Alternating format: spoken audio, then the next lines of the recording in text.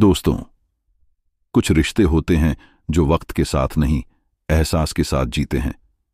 कभी किसी की मुस्कान में छुपा होता है दर्द, और कभी किसी की खामोशी में होती है मोहब्बत की पुकार। आज की ये कहानी रिश्तों की आखिरी सांस एक ऐसी बेटी की है जिसने अपनी जिंदगी अपने पिता की एक मुस्कान के लिए कुर्बान कर दी। ये कहानी है प्यार की, त्याग की और उन अधूरे रिश्तों की जो मरकर भी जिंदा रहते हैं दिल के किसी कोने में। सुबह का वक्त था। सूरज की किरणें गांव के तालाब पर ऐसे चमक रही थीं जैसे किसी ने सोने का पानी बिखेर दिया हो। गांव के बच्चे नंगे पैर खेतों में दौड़ रहे थे। उनमें एक लड़का था, अमन यादव, उम्र बस 12 साल। शरीर पर मिट्टी, आंखों में चमक और दिल में बस एक ही सपना, मां को कभी रोने नहीं दूंगा। अमन का घर मिट्टी और खपरैल का बना था। मां सुशीला देवी, अकेली औरत जिसने पति के गुजरने के बाद सब जिम्मेदारियां उठाईं। वो दिन भर खेतों में काम करती और रात को लालटेन की रोशनी में बेटे को पढ़ाती। एक रात अमन पढ़ाई करते करते बोला, मां, जब मैं बड़ा हो जाऊंगा ना तो तेरे लिए बड़ा घर बनवाऊंगा। सुशीला ने मुस्कुराते हुए कहा, मुझे बड़ा घर नहीं चाहिए बेटा, बस तेरी आंखों की चमक कभी ना बुझे। कहानी यहीं से शुरू होती है, जहां गरीबी है पर उम्मीद उससे ज्यादा बड़ी है। सुशीला सुबह 4 बजे उठ जाती। पहले अमन के लिए नाश्ता बनाती, कभी सूखी रोटी, कभी सिर्फ नमक प्याज। फिर खेतों में चली जाती। अमन स्कूल जाता तो उसके पैर में जूते नहीं बल्कि मां का आशीर्वाद होता। स्कूल में सब बच्चे उसके पुराने कपड़ों पर हंसते, पर मास्टर जी कहते, अमन, तेरे जैसे बच्चे अगर पढ़ लें तो देश बदल सकता है। रात को मां उसके पास बैठती, उसके बाल सहलाती और कहती, पढ़ ले बेटा, ताकि कल किसी और मां को खेतों में झुकना न पड़े। अमन वहीं सुनकर और ज्यादा पढ़ता। उसे नहीं पता था कि उसका यह संघर्ष एक दिन पूरे गांव की किस्मत बदल देगा। साल 2012 अमन ने 10वीं की परीक्षा दी। पूरा गांव जानता था कि ये लड़का कुछ अलग है। वो सुबह 4 बजे पढ़ता और रात 2 बजे तक किताबें पलटता। पर उसके पास कोचिंग के पैसे नहीं थे। उसकी कोचिंग थी मां की दुआ। जब रिजल्ट आया, पूरा जिला हिल गया। अमन यादव जिले का टॉपर। प्रधान ने मिठाई बांटी। अमन को मंच पर बुलाया गया। भीड़ में सुशीला थी, फटे कपड़ों में, पर चेहरे पर गर्व का सूरज चमक रहा था। लोगों ने कहा, अमन, तू तो गांव का नाम ऊंचा कर दिया। अमन ने माइक पर कहा, मेरी सफलता मेरी मां की मेहनत है, मैं बस उसका सपना पूरा कर रहा हूं। पटना जाने का दिन आया। मां ने अपनी पुरानी बाली उतारी और बोली, ये रख ले, तेरी फीस भरने के काम आएगी। अमन ने झिझकते हुए कहा, मां, तेरे गहने बेचने की जरूरत नहीं। मां बोली, तू मेरा असली गहना है बेटा। बस चली। अमन ने खिड़की से बाहर देखा, मिट्टी में झुकती मां की परछाई देखी और मन में बोला, एक दिन मैं लौटूंगा मां, तेरे लिए सब कुछ लेकर। शहर की हवा अलग थी। यहां हर इंसान भाग रहा था, लेकिन अमन के पास रुकने का समय नहीं था। पटना में अमन ने एक सस्ता कमरा लिया।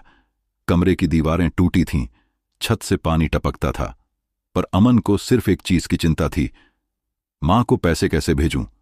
दिन में कॉलेज, रात में होटल में बर्तन धोना। थक कर लौटता तो मां की पुरानी तस्वीर देखकर मुस्कुराता। हर महीने 500 रुपये मनी ऑर्डर करता और साथ एक छोटा खत, मां, तेरी दुआ चल रही है, सुशीला।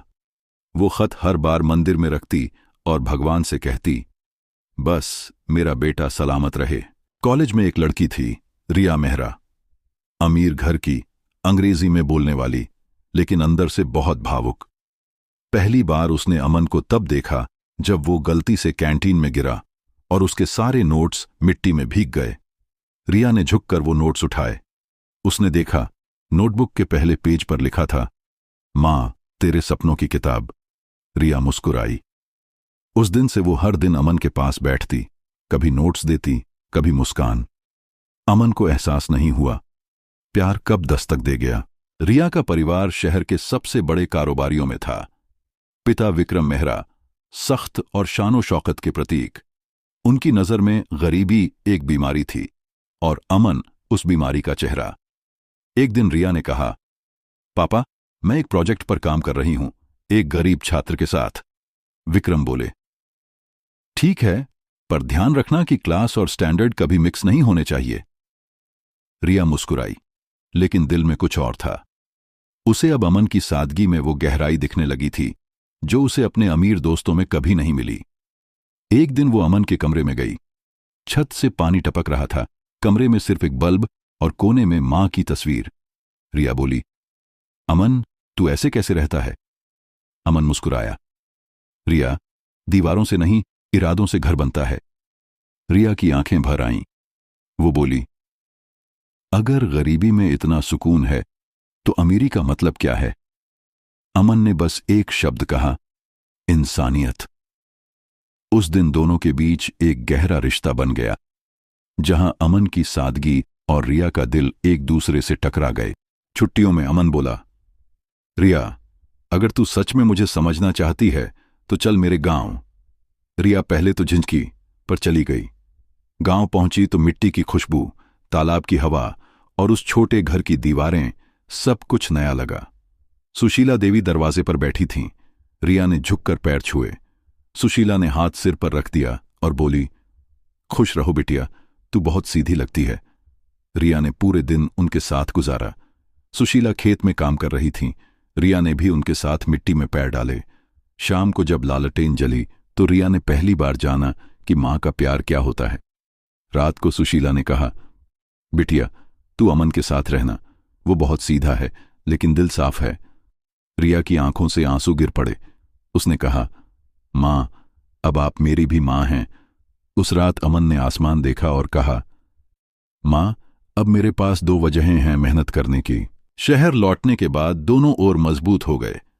अमन अब कॉलेज में टॉपर था और रिया उसके हर प्रोजेक्ट में साथ देती। दोनों का सपना था, एक ऐसा स्कूल खोलेंगे जहां कोई बच्चा पैसे की वजह से पीछे ना रहे।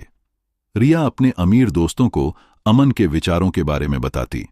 कई हंसते, पर रिया कहती, एक दिन यही लड़का दुनिया बदलेगा। अमन को अब लगता था कि वो जिंदगी जीत चुका है, एक मां का आशीर्वाद और एक सच्चे प्यार का साथ।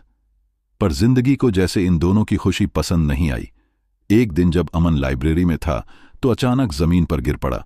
रिया दौड़ी आई, उसे अस्पताल ले गई। डॉक्टर बोले, ब्लड रिपोर्ट में कुछ गड़बड़ है। रिया के हाथ कांप गए। अमन मुस्कुराया, घबराना मत, थोड़ी कमजोरी है बस।